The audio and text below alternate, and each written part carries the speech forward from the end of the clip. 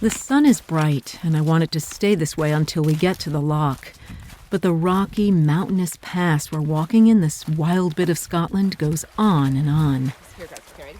Every step asks for attention, with huge drops, streams in the trail, and bogs of questionable depth. But each step also brings bigger and wilder beauty. Grassy peaks now with huge rock sections as if slices of bread. The light catches the dampness and glimmers like silver. We finally reach a lochen, a small alpine lake. The sun is hidden by a dark cloud that looks more like fog than cloud. Below is bright, but the fog changes the light to a kind of gloaming, black with a yellow underbelly. It's mysterious and pregnant as we stumble over rocks to circle the lochen. Below this lochen is another one, larger and more shapely. I carefully place my stick so I can step down steep rocks just as it begins to rain. It's heavy, and the wind blows hard, splashing water directly in my face. I'm okay, but it's cold and really time to get there. Just then, 2 hikers come up, friendly Scots even in this downpour. With my face turned away from the rain, I see them smile when Ted asks them how far to go to the bothy. They stop and look at their watch and say 90 minutes, which dampens our already damp spirits. But I can see light again, signaling the rain moving on and the sun taking its place. It's the most remote and wild bit of Scotland yet on the Cape Wrath Trail. You're listening to the Blissful Hiker podcast.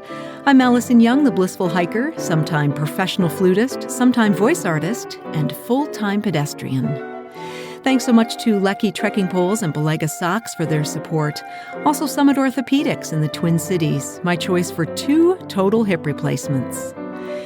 My goal in sharing stories of walking long-distance trails as a solo, female, middle-aged, titanium-reinforced hiker is to empower you to learn to hike your own hike, too.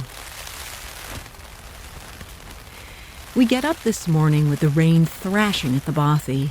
I've learned, even in these first days, that it sounds worse on a metal roof than it really is.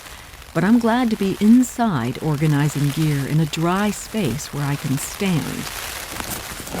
A bothy is a basic shelter, usually left unlocked and available for anyone to use free of charge.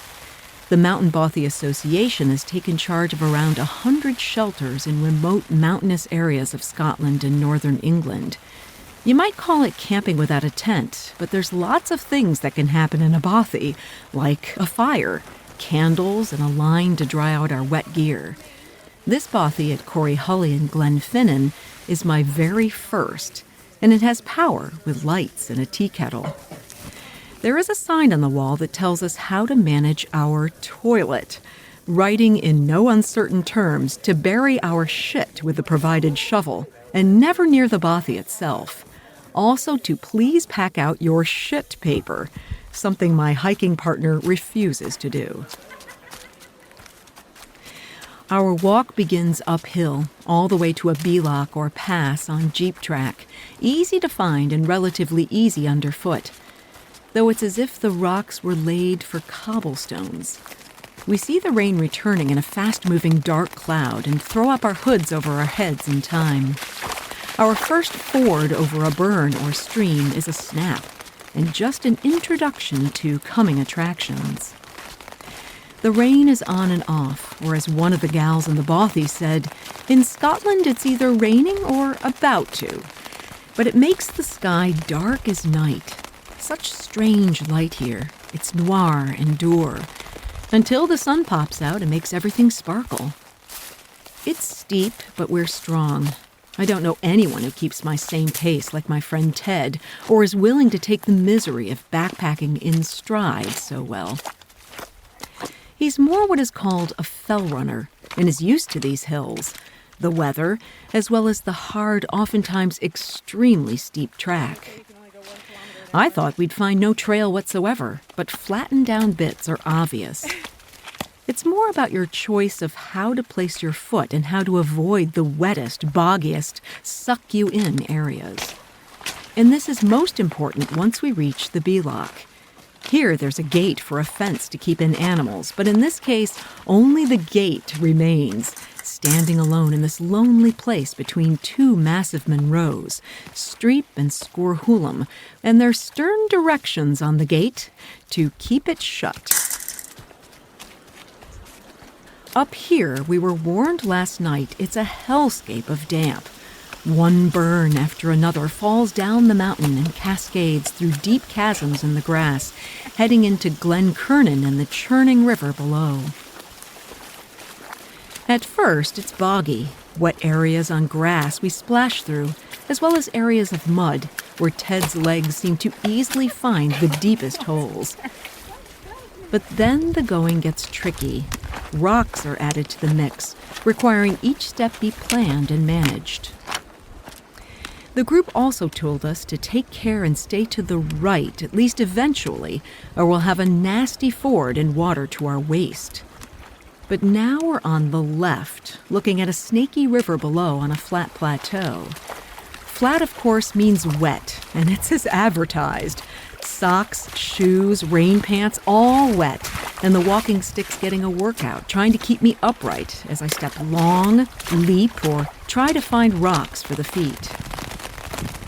The sun comes out before another gray patch appears and cuts loose with rain. But aside from one short moment at the top in wind, I'm warm and feeling exhilarated by the views and my strong walking. We stay vigilant, though, knowing we'll have to get to the right before long. I notice a rock cairn and some flattened grass, but they take us to an eroded bank and no easy access to the river. I plow up and over thick ferns, and then I see a more obvious entry. Here goes, Karen. I go in first, studying the fall line, unhooking my backpack, and then looking for the flattest area to slowly crab my way across. New Zealand helped me build skills, but mostly crossing is a matter of finding the best spot with water below your knees if possible. It's hard to keep my poles steady as I advance, but I never lift a leg before they're set, and soon I'm across. Ted follows and we walk down the right bank, only to be deposited at another crossing. Hell no! I look to the right, and it appears that others had the same idea as us, sidling on a narrow strip of grass high above the raging river. I take care crossing a side cascade, but soon reach a flat spot pointing down towards a road. It's boggy and wet here, water up above our ankles, but we press on, cross a bridge, and move through a wetland thick with rushes towards a building. The sky clears again, leaving huge cumulus clouds drifting by. It seems it could go on all day, but then more mist moves in, followed by rain. It's a road now to Glen Desiree, passing a slash cut of stumps, and then it heads into the forestry of pine trees. Are these spruce? These plantations are controversial, changing the grass, heather, and rock hills to an unvarying canvas of dark green. It's nice to walk, though, but feels more Pacific Northwest than Scotland. We miss the turn for Achul Bothy, but it does feel too early, and Sourlies Bothy is at one of the most exquisite locations on the trail. So we head up into the glen, just as the sky clears and the sun shines brightly, causing the rock outcropping to dazzle the eye.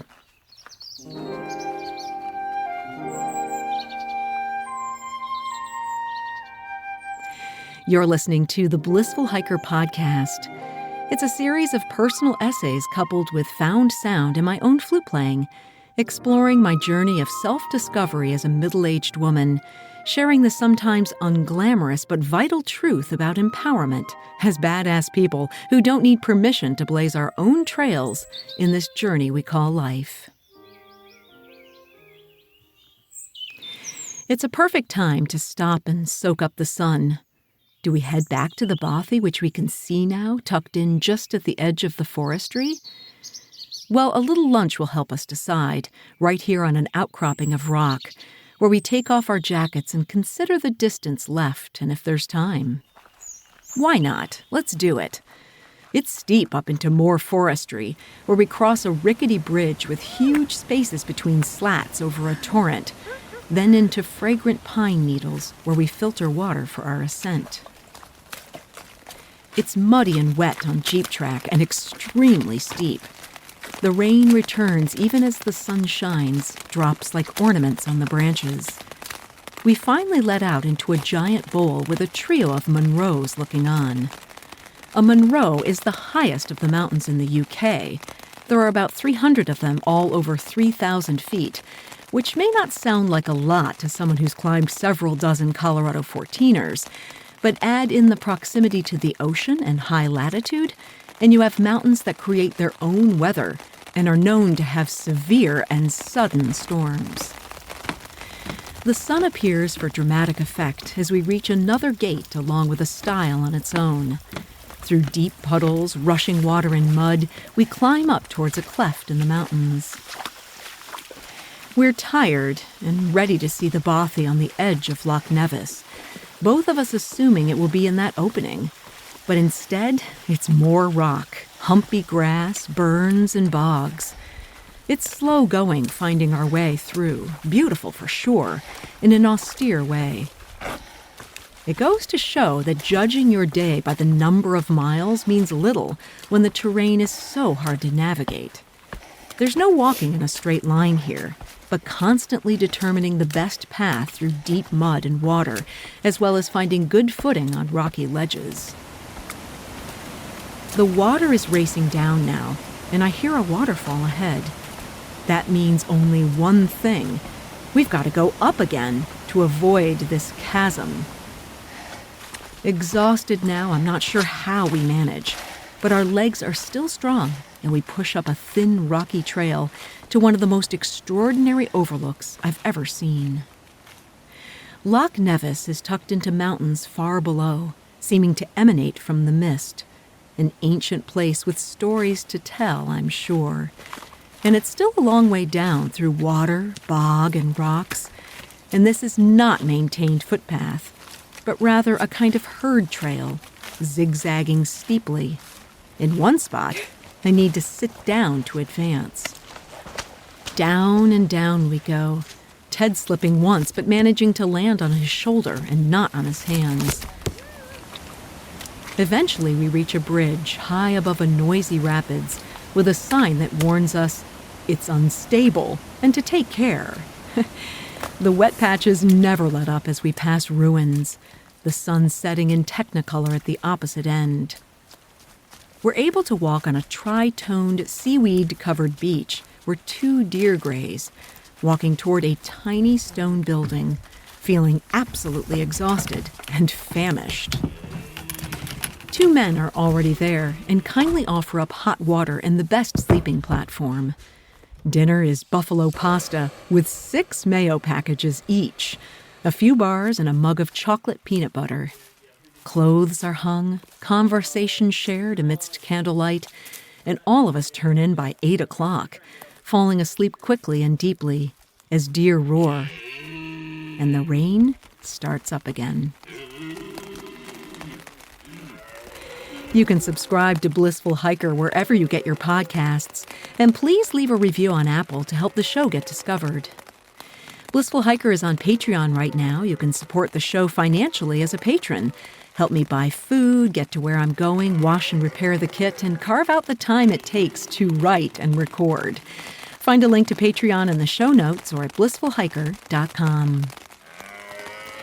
Next week, we're rewarded for our effort in going so far today by having a somewhat clear day in Scotland's wilderness of Knoydart. That's before the rain settles in for good. Until then, my friends, kia kaha and happy trails.